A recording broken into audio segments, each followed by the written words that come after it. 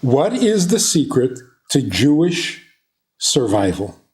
How is it that other nations, greater, richer, stronger, bigger, are gone, completely gone?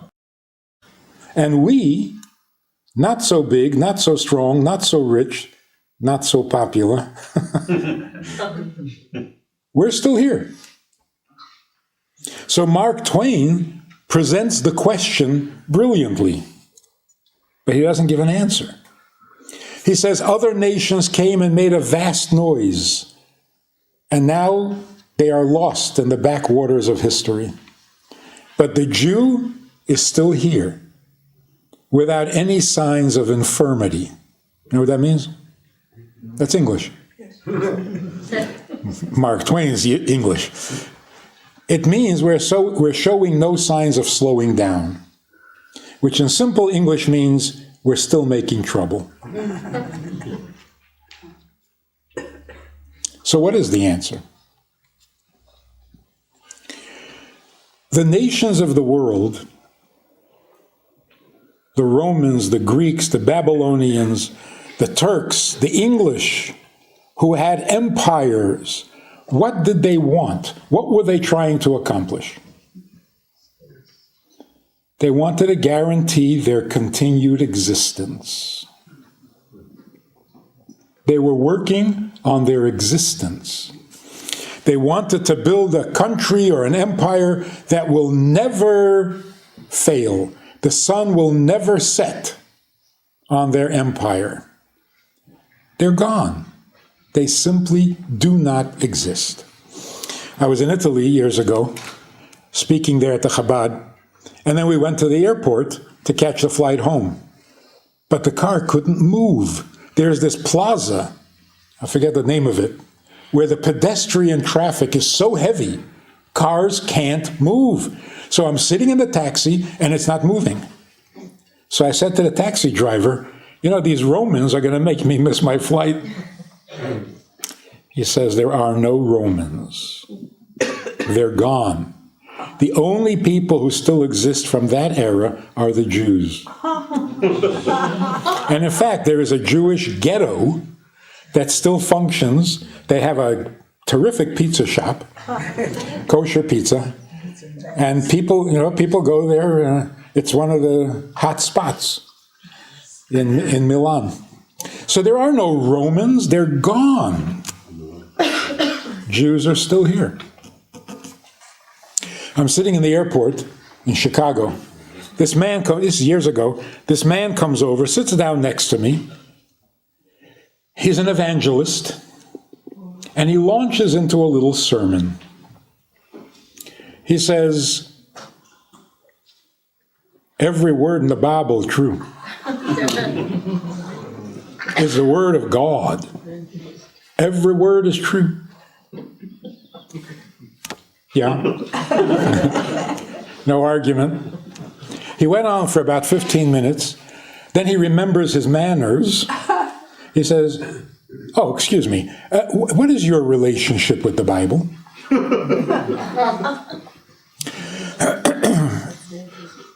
He used the word relationship. So I said, I'm a Kohen. So Aaron is my grandfather, which means that Moses is my uncle. And Miriam is my aunt. His mouth fell open. He didn't know what to say. He walked away. So I was wondering, what exactly happened here? He tells me that every word in the Bible is true.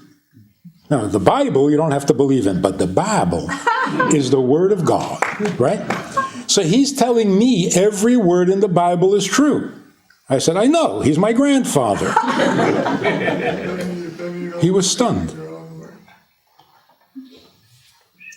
You see, you can believe that something is true and then discover that it really is, and you're in shock. So believing that something is true, well, that's just belief. Doesn't mean it really is true. So we are still here. Not Judaism, the people. Aaron is my grandfather. Moses is my uncle. So why would I want to be religious? Who says I'm being religious? I'm just in the family.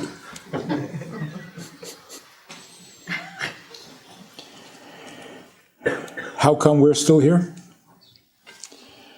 When we came to the border of Israel out of Egypt, Moses was not going to accompany us, right? Moshe was going to stay in the desert. So he gives us this pep talk. He says, you are crossing over the border into the promised land. Don't get too excited. You're going to settle down. It'll be nice for about a week, a month, but you're going to get thrown out. And you're going to be scattered to the four corners of the heavens. You're going to be reduced to a fraction of your number. You're going to be persecuted. You're going to be hounded. You're going to be chased. And you're going to go crazy. You don't know today what's going to be tomorrow. It just goes on and on and on for pages. So what was the point? The point was, don't think in terms of existence, because your existence is not going to be good. So turn your attention to your life. Focus on life, because existence, forget about it. It's not Jewish. Now look at our history. For all of our history, beginning with Avraham, we barely exist. We're a tiny minority, we're homeless, we're without a country, without an army. We barely exist. We can't vote in this country, we can't live in the big cities in that country. We don't have shoes, we barely exist. But in all of our history, we have been so alive, so productive, made such great contributions. Even today, do we exist? Take a poll in the United Nations. Is there a Jewish state in the Middle East? Nope. Not on their map. But what do they talk about every day at the UN? How much trouble these non-existent people can make. So you see, as you increase your life, your existence kind of goes on automatic pilot. You out-exist those who are devoted to their existence. Another thing. Why do human beings, like forever, ask the same question everywhere in all of history? Why are we here? Human beings want to know, why are we here? How come we haven't found an answer? And if we keep asking the question and can't find an answer, maybe we should give it up. Stop already. Also, what is the problem? We've been here at least 5,000 years. Settle down. Get comfortable. Why are we here? Where do you want to go? I know, Miami. The question comes from our existence. You see, our existence is a burden. There's no fun in existing. So people who are sensitive feel like this must be justified. What am I doing? Taking up space? That's my seat? This is my town? And then I make demands? Give me food, give me clothes, give me security, give me love, give me... It's embarrassing. So we ask, is there more to our being here than just existing? Because existing, that doesn't justify itself. I'm here, and I eat, and I drink, and I work, and I make money, and I spend money so that I can eat and drink and spend money tomorrow. It's a very good question. It's a noble question. The question is, isn't there more to our being than just existing day to day? And it's an urgent question, becoming more and more urgent in our time. Children are now bothered by the question. You tell children about their future, they're going to grow up and they're going to become rich and they're going to own the entire block and they're going to be the head of a giant corporation. And they just sit there like,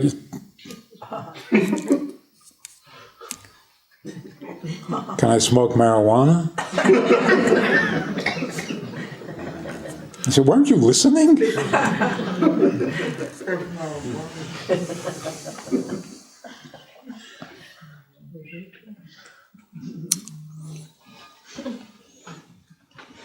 Look at how confusing and dangerous it would be if we exchanged the words. What is the purpose of life? That is a terrible question. The question is, what is the purpose of existence? Because existence needs justification. Life is the answer, not the question. What justifies existing, taking up place, and using up resources? Your contribution, the difference that you make. The more contribution you make, the more justified you are in taking up space. But if you're not making a contribution, you should feel guilty that you just take up space. And here's an interesting thing. People who are not busy living get very greedy about their space. They're never content. Because you got to grow in something. So if they're not growing in life, they feel a need to grow in space. So if you think that every song is about you, what is that? You're taking up too much space. You have to occupy every song? Every conversation has to be about you? Too much existence. You're in trouble. Rein it in. So look at how dangerous the confusion is. You mean to say, what is the purpose of existence? But you ask, what is the purpose of life? And now you can't find an answer. Because you just turned the answer into a question. This explains why humility is a positive, valuable, holy quality. Humility. Why is that good? Torah makes a very big issue out of humility. You should be exceedingly humble. What does that even feel like? What would that look like if you were exceedingly humble? You would drag your feet, hang your head, mumble when somebody asks you a question. What does it mean to be exceedingly humble? Call yourself stupid? Blame yourself for everything? How do you be humble and have fun? Now we understand. Humility means humble your existence. Don't ever be proud of the fact that you exist. But you're proud of the fact that you take up space? Because you do it so well? You're the best at taking up space? So all humility means, humble your existence. Find a justification for your existence because it's not really justified. But no one ever suggests humble your life. A minute of life is infinitely valuable. So again, a dangerous confusion. A person, my life is worthless, my life doesn't mean anything, so what if I die? No, no, no, no, no. That's not humility. That's arrogance. You're finding yourself and your issues more important than life itself. That's arrogant. Make sense? Yeah. So let's sum it up. Existence is your need. Life is who needs you. Life means being needed. Your contribution is necessary. You make a difference in others' existence. But your existence is just about you. Every one of us has a parent, a grandparent who was a hero. You know the expression bigger than life? That is so wrong. Bigger than existence. Isn't that what you mean? They had nothing to eat. They were in a concentration camp. Every right, every comfort, every part of their existence was ruined. And yet they ran to do each other a favor. That's bigger than life? No, that's bigger than existence. And we've all been this way. It's how we thrive. It's how we function. It's our Shabbos.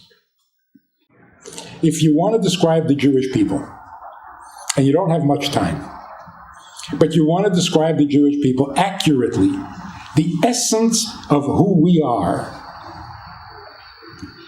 you can do it in one short sentence. And you know that sentence. Yes? Am Yisrael. Shalom Aleichem. How are you? You know, I do a lot of talking, a lot of Zooming, many classes, many subjects. But that's all formal stuff. Hopefully good stuff, but formal. We also have a Wednesday night meeting that's more informal and kind of Hamish. If you want to join us for that kind of an event, interactive, time for questions and so on, if you want to join us for this side of conversation, click on the link below and join us every Wednesday night at 9 o'clock. Well, maybe not every Wednesday night, but we try to make it every Wednesday night at 9 o'clock, a more informal chat, which can be more enjoyable at times than the formal stuff. So check it out. Click on the link and join us. Try it. You'll like it.